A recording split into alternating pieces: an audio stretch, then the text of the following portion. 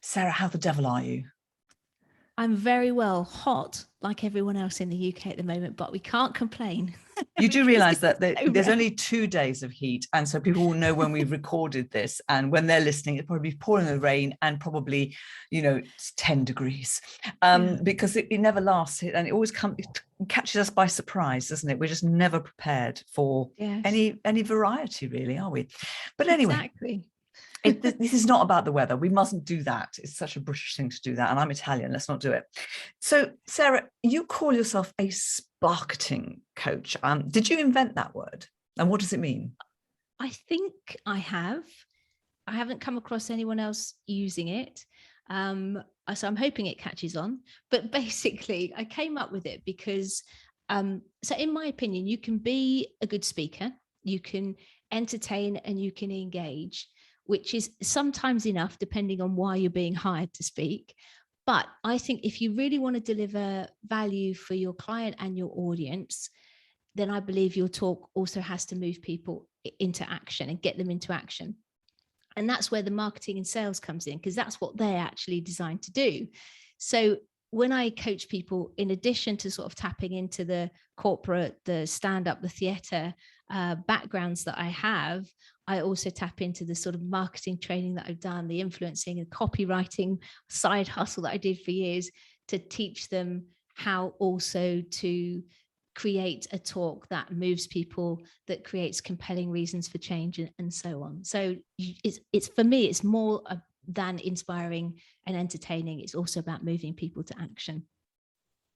I completely agree with you. And I think after the pandemic, more so than ever, that people don't want just information or entertainment. They want an outcome. They want to be Yeah. moved from A to B, either to think differently, feel differently, or do something differently. I totally agree with you. You're spot on. But how did the word come about, though? How did you create the word sparketing?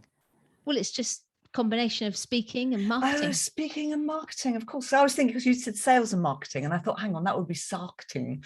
So do you know that I'm a bit slow this morning, aren't I? Oh no, Apologies, it's everybody. it's all right. Speaking of marketing, of course, sparketing. Oh, that's just, oh my goodness. Never mind. I'm having a blonde moment, as they say. One of the other things you talk about, and this is very different to what I would say, so we might have a little bit of a discussion, we might disagree, because you say that it's okay to sell when you speak. I think is what you say. Whereas I don't think you should if you're a paid keynote, or am I wrong? Have I got the wrong end of the stick? So a lot of people, so I've had some discussions on LinkedIn about this for sure. Basically, I think whenever you're speaking, you're selling. And I absolutely agree that if you're doing a paid corporate gig, then it shouldn't be commercial. You shouldn't be making any offers. You shouldn't be salesy or sleazy. However, your talk absolutely still needs to shift perspectives and make those reasons to change compelling. And also, I also believe, and I'm working with the profession of small businesses at the moment in the UK. I'm working with lots of people who do pay gigs, and they are a little antsy about this. But when I explain to them what I mean, it's about gently guiding your audience around that customer acquisition journey so they buy into the idea, the change. Or if you're speaking about a book, they've got to buy into those concepts in order to take action. But also, I think it's incumbent upon you as a speaker, especially if you're talking to a corporate audience, that you show the gap. So you can get them so far with your talk, and you may give them some next steps. You may give them some action points. But I think it's also incumbent upon you to show them the obstacles they're going to face, the challenges they're going to face, that gap that they're going to have to get across to actually make this work, to implement them, the stuff. And in that gap that you're showing them, you're adding value, but you're also giving a place for more talks, for a workshop, for a book, for any other products and services that you're selling. So you're not selling overtly, which would be completely inappropriate, but you are showing them the gap that if you have products and services, books, whatever, more talks to fill, you may become an obvious choice. Because, and this is the other thing, whoever articulates the problem and the pain the best, that's who people go to for the solution. So I agree with you. It's not appropriate to overtly sell, but it is important that you do sell your message and show people the gap to put things into action. Otherwise it will come back on you. People will say, well, I tried to put it never worked, and then it comes back on you. So that's what I think. Okay, in that case, I 100% agree with you. It's exactly what I talk about too with people that I work with, that what's next, that gap is so important, because you can only take them so far in a 45-minute speech, right? But I love the fact that you said that you're selling the message in the speech. You're also getting them to buy into the message and buy into the concept. Okay, all right, we're not going to fight. Sorry, we're on the same page. Sorry to let you down. No controversy here so far, but there's still time. Okay, no, I totally agree with you. That's great. I love that, and I love the way you put it. So really, actually, it's important for a speaker to learn how to sell, because everything you've described is actually the sales process as part of the speech. Absolutely, you've got to be able to. You've got to be able to present well, but also have content and a structure for your talk that is, it's got to be designed in the right way to take people around that journey, so they actually, they get something to take away from it. They actually have a shift in perspective. That's what I believe anyway. Yeah, no, all sounds good to me. So here's the thing, right? The best way to take people with you and to get them to remember and to bring them on board is to tell stories. I'm not very good at stories. I never know how to pull them out, how to create them. I mean, I'm learning, but can you give me some advice on that? If I certainly sometimes I don't feel very creative, but maybe it's not a story. Maybe I'm just repeating something that's happened. And how do I turn it into an interesting story? So this is a really huge good topic, point. right? Yeah, and I mean, the first thing that I want to say is that I believe for storytelling in business, you don't need to have an imagination or be creative. You don't need to be J.K. Rowling or Shakespeare or Charles Dickens. You're not starting with a blank sheet of paper, because what you're as long as you know your customer's problem, their pain, their desires, and their objections, then your job is to actually just find stories from your life or from the news or somewhere, a book or a movie that illustrate whatever it is of those things that you're talking about and relate to them for your audience. So it's a question of finding the stories to illustrate. And the other point to make here, I believe, is that creativity is easier to access when you've got a system or a process or a structure to follow. And I find a lot of people come to me and say, I don't think I've got anything interesting to share or say, or stories. I haven't got any. But so I have something called, which is the Snackable Story Challenge, which is a 5-day thing that people come on and they find the stories and they learn how to relate them to business, to the point that they want to make for their audience. And yes, I teach them how to use metaphor, but there's sort of 3 key things about stories. First of all, 3 to 5. Why there's 2 different types. There's a transformational story, which is the bigger piece, if you like, and then little sort of anecdotes, which I call snackable stories. And there are some specific things there, so a few specific details to set it up, to sort of show the issue, some metaphors to bring it alive for people, to bring in some of the emotion and the takeaway. But these are all things that you can absolutely learn. There are systems and processes. I used to do stand-up comedy. I learned stand-up comedy. Comedians use systems and processes for humor. It's all creativity comes from those things. So you don't have to have imagination or creativity. First of all, you find them, and then you get a system and learn how to do those things. So yeah, you don't need to be a wonderful author or whatever. It's just finding them. I love the snackable story piece, because I think that I can do. The bit I find hard is that overarching big story that I find very difficult. Do you have to have the both? Certainly when I teach speakers how to do a signature talk, what I call the big idea story is the centerpiece. And that links to what I believe is the most important thing you need to do to prepare for a talk for a speaker, which is understand where your audience is, understand where you're taking them to, and understand the one thing, the big idea, that if you can get them to believe that, you'll shift them from where they are to where you are, where you want them to be. And the best vehicle for doing that is what I call a big idea story. So that big story, it depends, the length of the talk depends on how long if you've got a 20, you can do a 20-minute talk and have the get cut down version to a much sort of longer 10-15-minute version if you're doing a longer talk. So, but I do think you need that transformational story, because in that story, you're reflecting that problem and pain where they are, and you're showing them the transformation that's possible for them through that story, and getting them to believe that big idea along the way. So yeah, I do think it's necessary. Okay, I'll work on my big story. Story. I know you've got it. Yeah, I'm sure somewhere hidden away. So with regards to, you mentioned comedy. I love comedy. I love stand-up comedy. I think it's a really good idea for a speaker to do a bit of stand-up. I think it really improves. And I love humor in speaking.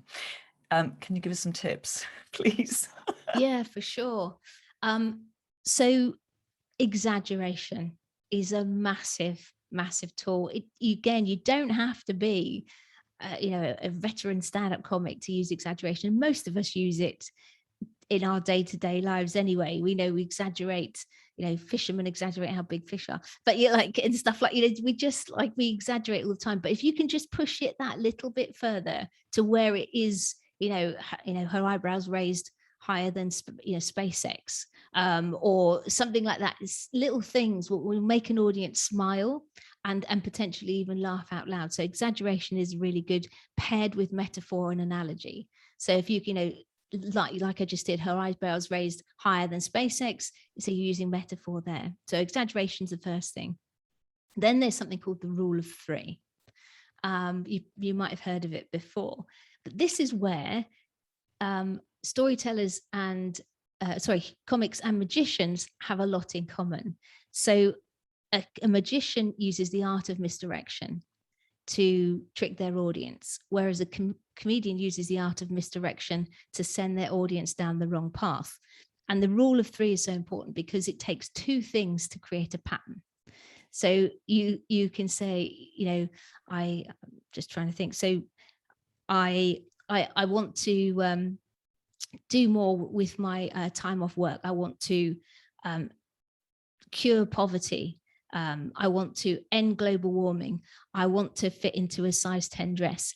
So there you're using two big things and a little thing. So you're breaking the pattern of a sort of really worthwhile thing with something that is a little bit trivial, but that will probably get a laugh. So the rule of three is just letting your audience go down a path, and then something that's relevant but is a surprise. And that's where the humor or the laughter always comes from, the surprise. That's why. And then the last thing is dialogue. If you are telling a story and you can use actual dialogue, that makes people laugh. Funnily enough, it does. So I always encourage dialogue where it's appropriate. And then the last tip, I always use Spider-Man when I'm talking about using humor in speaking, especially in business, because when Spider-Man's uncle said, with great power comes great responsibility. And I think when you're using humor, you need to be responsible. Test it out beforehand if you can. Just make sure it's appropriate for your audience and for the context that you're speaking in. It's not a stand-up comedy gig. It is a speaking gig. So it needs to be appropriate. So that's the caveat. Brilliant. I love all of that. Love all that. Are you still doing stand-up? I do the odd bit. So I'm actually going on stage in a couple of next week actually. I saw it advertised. On social media. It's ladies, isn't it, who are doing comedy? I think. I've just moved to my new town, so I'm just doing a short gig, but I mostly these days channel the comedy into the plays that I write. So I enjoy that. Play what you wrote. Fantastic. I love that. I love the fact also, I think there need to be more, I'm digressing here, but there need to be more female comedians, I think. And I don't understand why there aren't, because women are funny. Our lives are hilarious. Our bodies are hilarious. What happens to us and we go through is just bonkers, Why aren't there more female comedians? In the same way as there aren't as many female speakers, actually. Maybe it's a similar thing. It is, I think. I think women themselves have been conditioned over millennia to sort of let the man be funny, to sort of, fade in the background, if you like. And so there's all of that baggage. And the first time I ever felt discriminated against as a woman was in stand-up comedy. And I remember I was doing a gig, and this promoter phoned me up, and the promoter was a young gay man, which made this even worse. And he said to me, "Sarah, can you change to another date for me?" And I said, "Sure, yeah, no problem. But why do you need me to change?" And he said, "Oh, we've already got a woman on the bill." And I went, "Sorry?" He said, "We've already got a woman on the bill." And I said, "Why is that a problem?" And he said, "Well," he said, "it's just like I wouldn't have 2 magic or music acts on the bill. We wouldn't have 2 women." And I said, "Actually, do you know what? You can shove your gig, because that is, historically, promoters took that approach. You can only have 1 woman on the bill. And it is changing. But I think, there's a lot of history and patriarchy, I hate to use the P word, but to overcome. The other experience I had was at the Comedy Store. I was doing a gong show, and I think there were like 30 acts that night. I was 17th on. You can imagine there were a lot of drinks that had been flowing. And as I was getting pulled up, the MC said, "Here's something we haven't had tonight, a woman." And all of the audience went, "Ugh." And so I think I lasted like 26 seconds, which wasn't bad in that context. But yeah, it's hard. And so, yeah, there's this perception that women aren't funny. We are. I think some of the things we talk about as well make men uncomfortable. And I think that's another thing. And I think it's interesting because women are our own worst enemy. So when a female comic stands up on stage, I think, you've got extra things to overcome: what you're wearing, what their perception of you is. And that's why a lot of female comics wear jeans and t-shirt, to be as, to take away that distraction straight away. So it's hard, but I think it's changing. I think we need to get more women in speaking, more women in comedy, more women everywhere, basically. Absolutely. Let's take over the world. And actually, certainly, I'd love to see more women. Women are funny. More comedy, full stop. Basically, just more comedy. Give me more humor. Okay. Something else I wanted to ask you about. You talk about logic traps. What's a logic trap? Right. This is something I talk about, 2 specific ones, and these are really important for speakers. So the first logic trap, it'll become apparent when I explain, but the first logic trap is all about getting the attention of the audience and then keeping them engaged. And basically, it comes down to our brains. So our brains were created in 3 parts. So we have the oldest part of our brain, which is like the croc brain, the monkey brain, the chimp brain, lots of different things it's called. And this is our fight or flight, and it's where every bit of information goes. Then we've got our limbic brain, which is the sort of making meaning of things and social situations. And then we've got our neocortex, the newest part. It's about logic and reasoning. But as I said, every bit of information goes through the croc brain, and that croc brain is acting like a bouncer. And it's looking at information and going, running programs. Is it dangerous? If it's not dangerous, I'll ignore it. Is it new and exciting? If it's not, I'll ignore it. Is it complicated? If it's not, if it is, I'll just try and simplify it. But essentially, this is the logic trap, the first one. When we sit down to write a talk, content, whatever it is, post, we sit down and write it with our neocortex, expecting that it's going to be received at the neocortex in our audience. But of course it's not. It's going to the croc brain.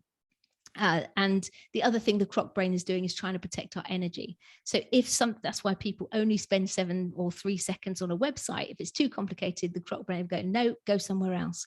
So we need to be creating hooks at the start of our talks and our talk titles to get people to go, wait, what? And lean in, get off their phones and pay attention. And that's why we need to be creating that opening of our talk to grab the attention of the croc brain. So if they're running those programs, it's got to be using things like curiosity, fear, desire, provocative statement, poking the bear, imagine newspaper headlines, but, appropriate for the start of your talk. So that's the first one. And then the second one, to illustrate the second logic trap, I can ask you a question, Maria. Have you ever found something like a hobby or an event or something, a gadget that you're so excited about, you've fallen in love with. And then when you've gone to tell someone about it, normally friend or family member, not only are they not excited, but they start finding fault. Has that ever happened to you? Well, actually, what's quite interesting, I'm getting married in September. Ah, And I thought I congratulations. found the perfect dress, right? I showed my mother a photo and I wish I hadn't. And it was like, oh, don't I, you know. So yeah, I've been there, been there. I took it back. Oh, But I was like so excited, so happy. And now I've decided not to show to anybody the new one. Yes, I've that's a been real there. shame. I Well, know. it happens to everyone. And now I know, after all the marketing and sales and influencing stuff I do, now I know why. And the reason is that when we fall in love with something, we fall in emotionally first. So I always like to use paddleboarding as an illustration. So I fell in love with paddleboarding. And when I fell in love with it, I saw someone paddleboarding at the sea and sunset, looking amazing, gliding across the water. And I thought, oh my goodness, I want to do that. And then your RAS filters kick in, these things that once you pay attention to something, you get more of it. So I started seeing images of people in San Francisco paddleboarding and in Canada paddleboarding, and that is it. I want to be a paddleboarder. And at that point, I went out and I found everything I could about paddleboarding, read the magazines, got the lingo, and then I bought into it logically. The trouble is, that's when we go and speak to people and we explain all the sort of features of better logical stuff, but we've got to get people to fall in love with it emotionally first. And that's where stories come in, because stories can build a bridge from where they are to help them fall in love with what you're seeing emotionally. So you've got to give them that same epiphany that you had, but you can't tell them, you've got to lead them to it. And the stories are the best way to do that. Share a story and not just show. Yeah, because Yeah. there was a story, you see. Interesting. I needed to talk to you before, you see. It's too late now. Well, That's next interesting. time, Yeah, tell her a next story time. about it. Yeah. So is there another one, or because you said you were talking about the getting the attention. Yeah, so You've talked this about is the second one. So the second logic trap is that you try and sell someone on something logically, but you need to do it emotionally. And that's where okay. stories come in. So you need Okay. hooks for attention to avoid the first issue. And then you need stories to lead people to fall in love with things emotionally. All right, gotcha. And is there a third? Because That's it's just power the of two. three. It's just the two. I know. I I'll wanted think of a three. third. The I'll third think is of how a to get third. into a size 10 dress, right? Yeah, exactly. Okay, perfect. One way is to get COVID. It worked for me. Don't do it. Not recommended. So fantastic. Sarah, you've given us so much value. Tell me, what's next for you in your business, in your world? So I have two sides to the business. So I love working with speakers. So we the key thing I focus on, well, there's two. There's helping people get great signature talks and practice. So I have a place where people can come and practice their speaking, test their stories, and have people from all over the world. And also marketing stories as well, works in marketing. But we have that side of the business to fund the other side of the business, which is where we create theatre productions. So which doesn't pay as well. So we've got some great, we've got a signature talk program, which can be done one-to-one or online self-paced, and various other things to help people get better at speaking to sell, but in a right way. That basically is. But so, and we've got our play. My play that I did is Crunch, went to the Brighton Fringe and got sold out and 4-star review, and so we're taking that on tour. So that'll be in London in November for a 5-night run, and Oxford as well, and other places hopefully. So Brilliant. yeah, so I'm juggling the two things that I love. Yeah, it's good fun. I love the fact that you do, you have one thing to fund the other. And I know about plays, because I actually invested in a play a few years ago, lost all the money, but I got to go to see it, and I got to go meet the cast, and it was quite nice to sort of do something for somebody else, and I didn't think I was going to get any money back, but anyway. And that was a comedy too, actually, and I think it's very difficult. It's quite difficult to write comedy, but I think once people come to see it, it's hilarious. It's just getting them there, isn't it? Which is all about that marketing copy. So the fact that you've got the copy background is really useful, I imagine, for that too, to get the bums on seats. Well, yeah, I mean, we did quite well. Other companies didn't do so well, but we're off to Edinburgh Fringe. I'm actually performing in a play at Edinburgh Fringe, not my play, but it will be interesting to see how that, because the average audience size for Edinburgh is 6. Last year we did a show up there, which again sold out. It was unbelievable for Edinburgh. We didn't need to fly, but Edinburgh is an interesting animal, so we have to try those marketing things to try and get bums on seats there, but it's definitely a loss maker, Edinburgh. Yeah, I've heard that before. But anyway, listen, have a lot of fun there. Thank you so much for your time. I hope you've enjoyed yourself. Hasn't time flown? It has, Maria. It's been lovely speaking to you. Thank you so much for having me on the show. And for anyone listening, Maria came on my show, so do check out that podcast. Hopefully can you put a link in the show notes to your one, Maria? I can do that. That was a very long time ago. That was when I was starting out doing this. So goodness knows what I said. But anyway, let's hope it was of very use. Worthwhile. We should get you back on. Oh, I'd love it. I'd love it. Thank you so much, Sarah. And thank you everybody for listening to Speaking Business Podcast. I hope you enjoyed this episode. If you did, leave us a rating, and better still, tell your friends and share it. And I will be back with you next time. Take care.